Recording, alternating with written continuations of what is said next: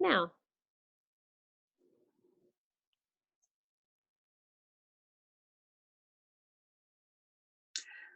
Hello, I'm Josephine Cafagna and welcome to this evening session, at least evening here in Melbourne, because we're talking to our special guest who's in London where it's morning, and it's Geoff Mulgan. He's Professor of Collective Intelligence, Public Policy and Social Innovation at UCL, former Chief Executive of Innovation Foundation Nesta, and according to his Twitter account, he's a social entrepreneur, policy geek and infinitely curious about how the world works. Geoff, welcome.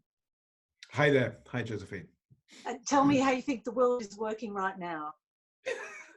Well, very unevenly, I think is the story. In a way, we have a common crisis, perhaps as never before in our history, where the whole world is being affected by COVID-19, but incredibly different experiences and responses from the very successful sort of management of the crisis, particularly in some of East Asian countries, somewhat messy or very uneven across Europe, and then in the US, a crisis which appears to be potentially spiraling right out of control. So it's strange times to be living in, that's for sure. And why do you think there is such a diverse response, reaction and preparedness to this? Well, in a way, this is a test of many things. It's a test of the competence of governments, and some have turned out to be very, very efficient and competent and manage the testing and the contact tracing and the isolating, the quarantining. And others have, frankly, just not been really up to the job and have floundered around. And it doesn't seem to correlate with the wealth of countries. So some very poor countries are doing very, very well, and some very rich countries are doing very, very badly. And of course it is, I'm sure we'll come on to this, also a test of civil society, how well placed are both the formal organizations, NGOs, and informal networks to cope very rapidly with this shock. The whole economy grinding to a halt, everyday life grinding to a halt. This is a war-like shock we're all experiencing. I'd like to turn to the role of the volunteer in all this. Have you perceived or noted any change in not just the role, but also in a sense the meaning during this COVID crisis? I think we're seeing, certainly in a country like the UK, an extraordinary shift in the importance of volunteering and how it's seen. So at one level, it's very, very local. So every neighbourhood, I live in a little town outside London called Luton. In our neighbourhoods, we've seen a sudden creation through WhatsApp and Facebook and neighbourhood sites of voluntary arrangements for looking out for isolated older people, doing food deliveries, all that sort of stuff.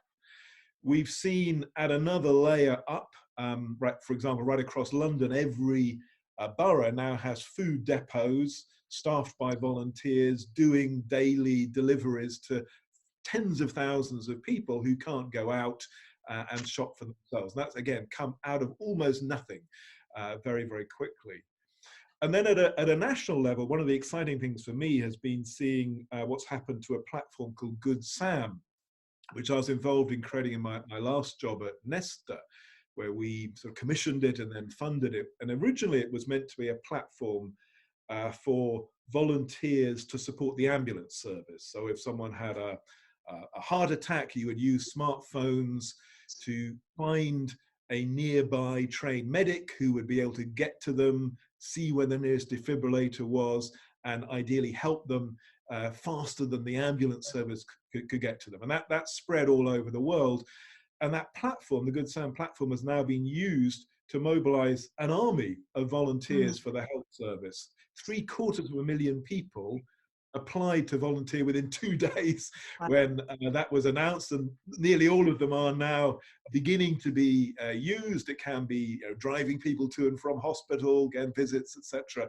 In a way, the system has struggled to know how to cope with this extraordinary outpouring of public willingness to give something back, to contribute, to help sort out the crisis. But it's been, and everyone is wanting to volunteer, everyone's wanting to do something.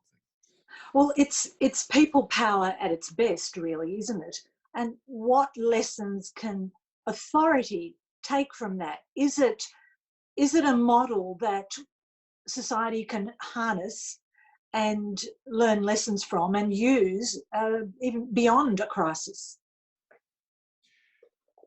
So one of the really exciting things we've seen in the last few weeks, and a field where there may have been more progress in the last few weeks than the last 10 or 15 years, is the creation of new systems of support or circles of support around the frail elderly, the isolated elderly. So for many years, there's been discussion all over the world about why couldn't we create a better sort of combination of the official system of care and support and the informal networks of friends and families and neighbors. And many people have tried to create platforms which might make it easier to coordinate who is doing a visit, who's doing, you know, food shopping, who's fixing something between the health service, social workers, but also perhaps family in another city or friends or neighbors. And very few of them have really worked or got to scale. And I actually criticize the big platform companies. I think they've been utterly hopeless at using their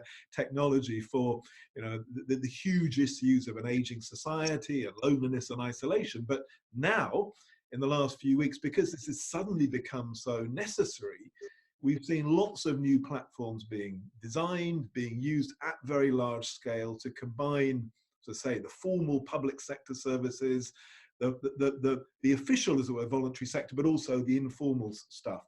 And my hope is that this becomes really a model for the future. This is how probably any society should be caring for people in need, especially the frail elderly who can't get out and can't do things for themselves. But the same sort of system would apply for adults with disabilities, or perhaps sometimes for care for children too. And my hope is in these models is, as it were, a possibility of a different kind of partnership between the state and society, to put it at its grandest, but where we really structure our support around the needs of the individual, not the needs of the system. And it seems, as you pointed out, these have happened very quickly and very efficiently. We've had sewing groups banding together and sewing PPEs. We've had and scrubs, and we've had almost, in a sense, where government has failed, community has picked up, and they've done so at great speed. It's like a new meaning to the word volunteer, isn't it? It's, as I say, picking up where governments and other authorities have failed and doing it very efficiently. Yeah, well, certainly on protective equipment, there have been, certainly all over this country, so many examples of people just doing it themselves. I think in some countries, governments have done incredibly well. I think it'd be quite wrong to see this as a crisis which has shown that government is inherently hopeless. It's just that they've been very uneven in their response. And for me, what's also exciting about the last few weeks is volunteering has meant things at many, many different levels. So just to give 2 or 3 examples. So in the field of science, obviously there's been the science of vaccine development in the big companies, the big universities, but there's also been this huge community of citizen scientists working together at very large scale to speed up the development of new insights. So like Foldit, an online platform for new proteins. There's open source collective intelligence methods to design new kinds of ventilator or new kinds of protective equipment. The vaccine effort, again, has a sort of official, formal, big science side, but also has this whole other dimension of thousands of people contributing something outside the system. And more and more, I think we're going to see that as the future of science, actually. It's already beginning to happen in fields like astronomy, where you have 1 million people volunteering through citizen science platforms alongside the paid astronomers. We've increasingly been having this happen in healthcare with very large numbers of patient groups trying to become involved in the creation of new knowledge and not just the use of knowledge. And all of that has been accelerated by the crisis. And I say it transforms what we mean by volunteering. So volunteering can now mean incredibly sophisticated scientific work, or it can mean just going down your street and providing a bit of shopping to your neighbor. And traditionally, I think volunteers have felt a little undervalued, if you like, but I think that attitude's changing, don't you? Well, one of the fascinating things of the crisis, and it's a bit unclear how this will look in a year or 5 years' time, is it is calling into question what we value as a society. What is an essential job or an inessential job? Now, at the moment, we allocate the highest pay to people in fields like banking or media or celebrities and so on, and the very lowest pay goes to care workers or nurses or the essential transport workers. And yet in this crisis, the front line has been precisely the lowest status, lowest paid roles, and even below them, the volunteers not even being paid at all for that. And I think as a society, we're saying, well, something's gone pretty badly wrong here, where we treat these truly essential roles with such lack of respect and recognition and reward, and we give enormous rewards to people who do a perfectly decent job, but actually aren't very essential when push comes to shove. The same thing happens, I think, often during wars, when there is a revaluing of what really matters, what kinds of work, what kind of activities are important.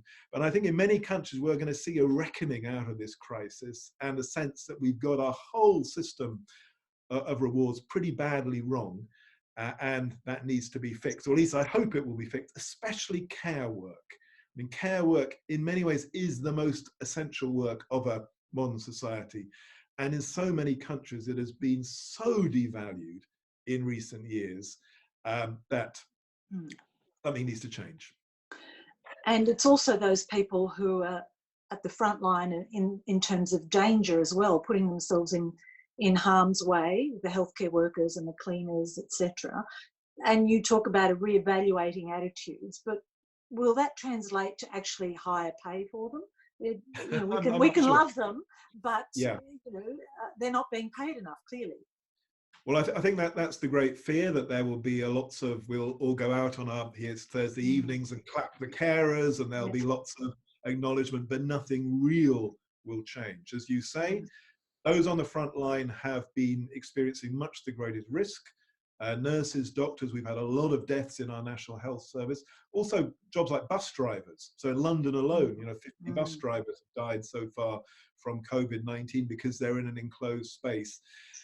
And I think they're demanding not just that they get proper protective equipment, but again, that there is a shift in relative reward and relative resources after the crisis. I think we saw this after the last 2 world wars, and this isn't yet a world war, but it's very interesting. People during past crises have said, we don't just want to get back to normal.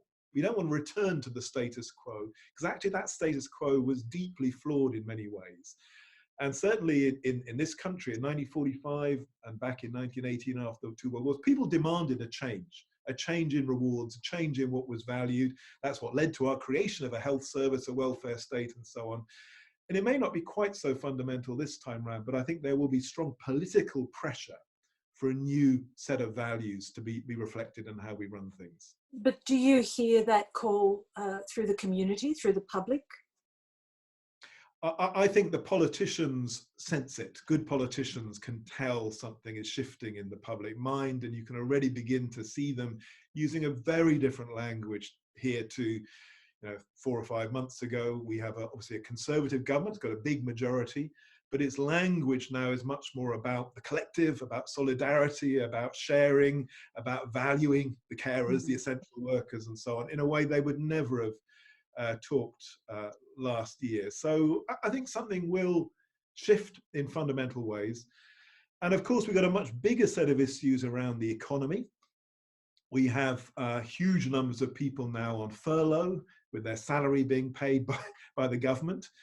Thousands of charities are dependent entirely at the moment on being kept afloat by government funding. That's obviously a crisis response.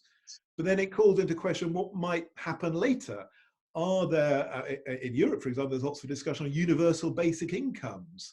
And in a way, we have something like a universal basic income already here through the crisis. Could there be some shift to something more like that, which actually then does transform volunteering? So in Scandinavia, much talk of creating some basic level of income, which would then allow many more people to choose perhaps to do less paid work and do more in their community, more meaningful activities, perhaps in the community, in health, but also in fields like the arts. Anyway, all sorts of possibilities are opening up, which were not even on the agenda a year ago. Is it your view in general that the collective memory is pretty short, that people just want to get back to normal, that the sooner this is over, the better, because a lot of people are losing money, it's painful, a lot of lives, etc. But as soon as it's over, we'll forget it soon enough? Who knows? That's the $64,000 question. Obviously, people are desperate for some kind of return to normality. A lot of people are really struggling with lack of cash, lack of work, the mental health struggles of being at home. Here, though, it's quite striking that public opinion actually wants the restrictions to stay longer than the government does, because people are aware of the risk of the virus. They fear a return. They fear that we'll loosen things up too soon. And I think in some ways, maybe they're being quite wise about that. It looks highly likely, as we see around the world, that there will be second and third waves of infection. This won't be a one-off spike and then a loosening. And I think the longer this situation goes on, the more people will say, let's use the crisis not just to have a problem and then revert to where we were, but how can we use some of these tools to solve deeper problems? So climate change is a very obvious one, very live debates all across Europe on how to use some of the tools of the crisis of the COVID crisis, which is very rapid, very visible, very deadly, but can we use the same methods to deal with a climate crisis, which is slow, less visible, less immediately deadly, but in the long run, perhaps much more deadly. And I think that's a very constructive debate to be having, and it's right in the mainstream. I mean, the polls show a majority of the public right across Europe now wanting to use the crisis to speed up action on climate change, which was by no means obvious a few months ago that would happen. And can I just briefly look at the healthcare system as well? In many countries, that's been shown to be, struggling under the weight of COVID. But around the world, the health system has traditionally mobilised the volunteer community as well to fill the gaps left by this underfunding. Do you see that changing post-COVID, certainly in terms of funding of the healthcare system? Well, it's very uneven. So again, when I look at Europe, there are some countries which have a pretty well-funded health system, Germany, France. Our own has been fairly squeezed, certainly in the last 10 years. And as you say, any health system has always had to be an alliance of the things done by paid professionals in hospitals, in primary care, plus at the other end of the spectrum, people taking responsibility for their own health and their family health. And then in between, this huge range of volunteering support, of peer support. We've traditionally had at least 500,000 regular volunteers in our hospitals. And one of the things I worked on a lot in my last job was a whole series of programs trying to professionalize volunteering in the health service. So we helped, again, primary care, elder care, hospitals to recruit volunteers, to train them up, to make them more valuable. One of the surprising outcomes of that was that it often made them much more able to get better jobs in other fields. So it turned out to be a sort of double win, both for the health service and for the individuals. And I think increasingly in the future, we will see this as just the way any system has to run, that has to take as seriously the mobilization of public energy, intellect, intelligence, commitment, as it uses its own paid staff. And that is a partnership. And the more we move to a health service primarily dealing with long-term chronic conditions rather than acute conditions like COVID, the more you actually have to move to this model where you're mobilizing literally millions of people every month to help the creation of healthy outcomes. And I think the other crucial step there is the more we really take mental health as seriously as physical health, the more it becomes vital that that is a shared job of the whole community and not just something done by paid professionals. I'm glad you raised mental health, because something quite novel that I have noticed in the past few months, and that is friends and relatives being far more open and prepared to talk about their mental health and to ask, are you okay? These are the measures I'm developing and taking up. Whereas pre-COVID, it was quite a private matter, one's mental health. Yeah, I think we're seeing a slow and steady acknowledgement of that we are all, human beings tend to all have periods of good mental health and bad mental health, and that's just normal. And you might as well be open about it, and you're much more likely to be able to deal with it if you can be open to your friends and family. And there's a whole range of different responses. So one is, I think, this is where isolation becomes so important. We now have lots of evidence that being lonely and isolated is really bad, not just for your mental health, but also your physical health, perhaps equivalent to smoking 40 cigarettes a day. And yet our health system didn't really take loneliness seriously as a health issue, and now it is beginning to, and this crisis has accelerated it. And there's then all sorts of really interesting voluntary responses. So one organization I helped set up is called Action for Happiness. And we has one paid member of staff, about 1 million members. And one of the things we've been doing is creating lots of tools which can be used within the community, in schools, in workplaces, to help, in a way, bring to the surface mental health issues and give people very sort of simple guides and daily habits and practices they can do to help handle their mental health. And we've had obviously an explosion of demand and interest through the crisis, as so many people have been struggling with coping, either being on their own or being stuck in a house with people driving them mad a little bit, which is the other side of it. And again, I hope in the future we will see this openness about well-being, about mental health, about stress, just becoming part of our culture, and it becoming normal that these things are taken as seriously as having a broken leg or, catching the flu and so on. That has to be the way to a better society. I was looking at one of your publications where you write about the lack of future thinking, of a creative social imagination. Does a crisis like COVID force or accelerate new ideas on social organisation through creative thinking? You've already spoken about quite a few. What do you think of that? The reason for writing this thing on social imagination was a fear that our capacity to imagine a plausible, desirable, better society in maybe 30, 50 years' time, that had atrophied. We could imagine disaster, apocalypse of climate change or robots taking over the world, or we could imagine technologies advancing, but our capacity to imagine a better society is quite weak now, much weaker than it was through most of the last century, even the 19th century. And in the paper, I look at why I think some of the institutions, like universities and think tanks and political parties, have sort of vacated this space, and it's fueled this malaise where we really struggle to see a better future.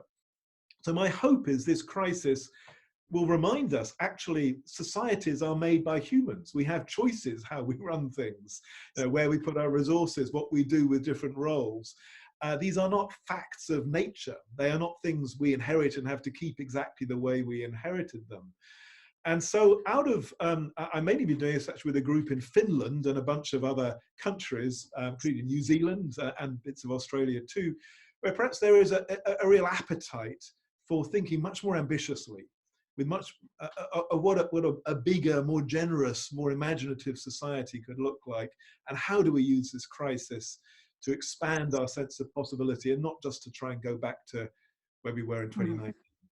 And do you think there'll be an appetite from government to be more prepared, to maybe even have a department of preparedness, or is it possible to prepare for the next crisis? Because we really don't know what it is. Well, one of my jobs when I worked in the UK government and I ran the strategy team in the government, we actually did a whole sort of process of designing in better planning for future crises and a whole sort of risk management method. which actually worked pretty well for many, many years, and stopped those crises being too bad in a way, because you forced the departments, the civil servants and others to work out how they would respond if there was an economic downturn or a pandemic. And indeed, pandemics were always top of the list of risks to be dealt with. The slight tragedy in the UK is in the last 10 years, partly because of austerity, most of those systems have atrophied. Thousands of civil servants were diverted into working on Brexit rather than working on planning for disasters. But it's definitely something which can be done. And I think any society needs to be a little bit paranoid about things which could go horribly wrong, and just to put a little bit of attention into doing simulations and scenarios and preparations, so that when it hits, you're not knocked quite as badly as some societies have been knocked. But I hope that kind of paranoia goes alongside the positive imagination and the sense of possibility, because we in some ways are in a time of extraordinary opportunity. Exactly 100 years ago, we had the great flu epidemic after the First World War, in which, in fact, my great-grandfather died, as did 50 million other people.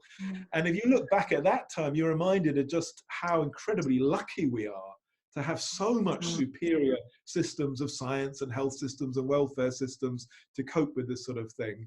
So in a way, it's incumbent on us to think, okay, how do we go further? How do we make sure that our successors in 50 years' time are even better prepared to make the most of their resources and not to be harmed by crises and threats? That seems to be a reasonable aspiration.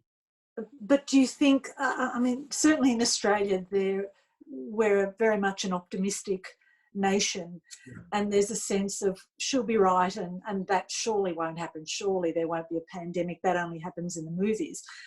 Do you think there's that danger that people don't think something like as bad as this will happen? Well, none of us want to, and it's part of human nature and organizational nature to try and not think about high impact but low probability events. But history tells us these things happen. They may be happening more than they did in the past. That's certainly true of droughts and storms and hurricanes and so on. These are rising in incidence. A very globally interconnected world was always bound to have more pandemics spreading more quickly through air travel. And we all depend on the internet, which is, of course, incredibly vulnerable to cyber attacks and new kinds of chaos. So, yeah, I think we depend on probably our governments and others to do some of that hard thinking about nasty things which could go wrong. And I think it's right to hold them to account when those crises hit, whether they're prepared. That's in a way what we have government for. And of course, when the crisis hits, volunteers, civil society will have to fill in and pick up the pieces, but ultimately they can't do the job that a government can do, the job of, say, running emergency healthcare at very large scale, the job of providing income support for millions and millions of people, as is happening all over the world. So in a way, I think this crisis is reminding us why so much of our well-being depends on good government. But it's also reminding us that is best done as a partnership with society, and not just government doing things to people, but doing things with people as well. Well, Geoff, it's been absolutely fascinating listening to your take on things, and I do appreciate you sparing time at the moment, all the way from London. And yes, thank you again. Thank you, Josephine, and take care. Stay safe. Yes, you too.